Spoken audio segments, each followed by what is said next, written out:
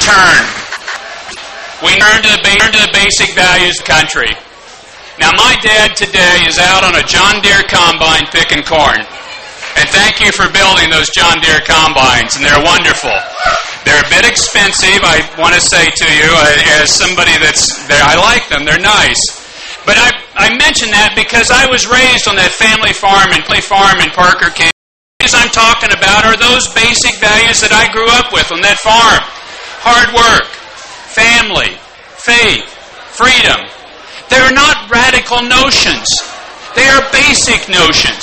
And if we will get back and embrace those, this country will continue to soar forward. And if we don't, I fear for our future. On things basic like marriage. Marriage is the union of a man and a woman. It is a basic. And it's important that we get it right. It's important that we get it right because countries that have embraced a radical notion of marriage have seen the number of marriages go down and the number of their children raised out of wedlock go down. And we want children raised in intact families as much as possible. You can raise a good child in other places, but the best place is with a mom and a dad, a mother and a father, man and a wife bonded together for life. And this is the best place. That's what we should aspire to. We also, and this is a sidebar, but the current head of the HHS was governor of Utah. And he, at one time, they would bring in everybody that turned 100 in Utah, and they'd bring them in every year for a party, and they'd recognize them. He was telling a story the other day of this couple that came in. Husband's 101, wife is 100, and they've been married for 77 years. Isn't that beautiful? Now, the couple, I think, decided they wanted to have a little fun with this, so they went to the governor and they said, the husband introduced himself, 101, my wife's 100, been married 77 years, and then the husband says to the governor, and we're getting a divorce this year. And the governor said, why were you doing that now? Why wouldn't you wait this long? And the wife pops up, well, we wanted to wait until all the kids had died. Yeah. Now, maybe a little morbid, but I thought it was a clever story. Marriage.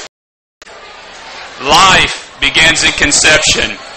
Life is sacred per se. Life is critical. And we need to stand up and celebrate life, and life in all its forms, wherever it is, whoever it is, whatever they look like, whatever stage in life they are. They are beautiful, they're sacred, they're a never to be recreated child of the living God. And they need to be treated as such. Yet, do you know in this country today, and I said this at the hearing with Judge Roberts, when I asked him, is the child in the womb a person or a piece of property? Everything in which is the child in the womb? And he said, I can't answer. Which is it? I think you have to treat it as a sacred person and protect it. And then I cited the example of Jimmy. Jimmy runs an elevator in the U.S. Senate. He's a Down syndrome person. People like Jimmy, when they're diagnosed with Down syndrome, between 80 to 90% of the children in the womb diagnosed with Down syndrome are aborted. 80 to 90% of the people that look like Jimmy never get here. And yet if they get here, we will protect them. We say, you're in a protected category. We're not going to let anybody discriminate against you because you have a handicap. And yet we kill 80 to 90% before they even get here. How can that be? How can that be? We've got to start to protect life and look at the conflict that we're at with ourselves on life. And if we'll stand up for life, the most precious and the most vulnerable, we'll be a better people if we do that. And finally, faith.